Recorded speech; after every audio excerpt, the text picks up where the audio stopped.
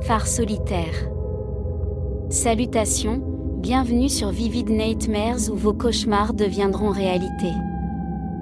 Je m'appelle Émilie et je veux partager avec vous une expérience qui m'a marquée à jamais, qui s'est produite dans un phare solitaire perdu sur la côte. C'était un endroit qui dégageait un sentiment de solitude et d'isolement, comme s'il était au bout du monde, veillant sur une mer sombre qui semblait cacher des secrets insondables.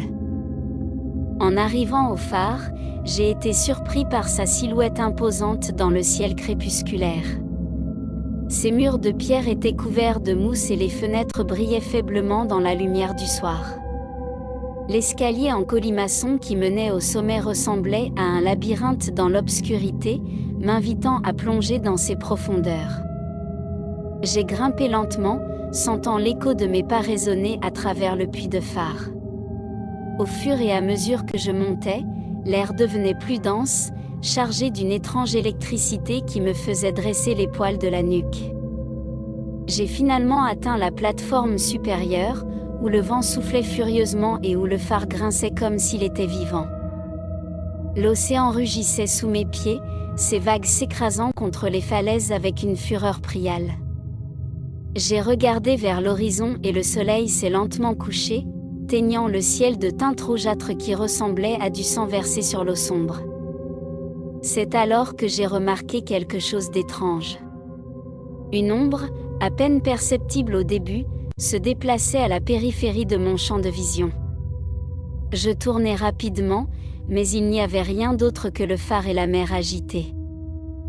Mes mains tremblaient alors que j'essayais de me convaincre que c'était juste mon imagination qui jouait des tours dans la solitude de l'endroit.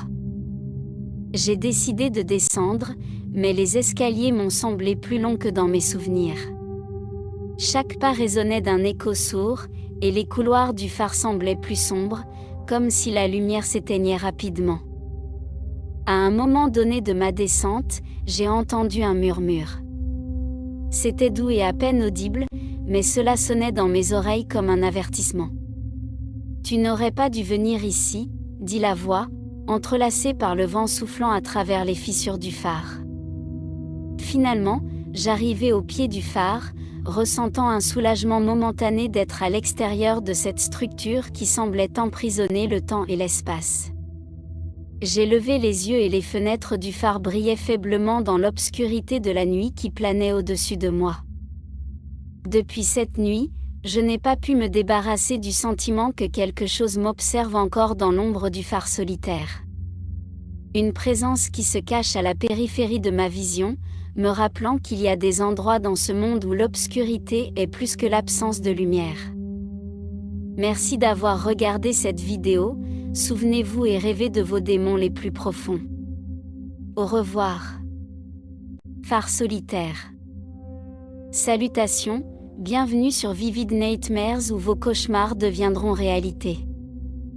Je m'appelle Émilie et je veux partager avec vous une expérience qui m'a marquée à jamais, qui s'est produite dans un phare solitaire perdu sur la côte.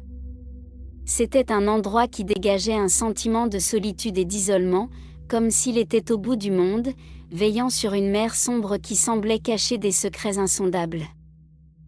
En arrivant au phare, j'ai été surpris par sa silhouette imposante dans le ciel crépusculaire. Ses murs de pierre étaient couverts de mousse et les fenêtres brillaient faiblement dans la lumière du soir. L'escalier en colimaçon qui menait au sommet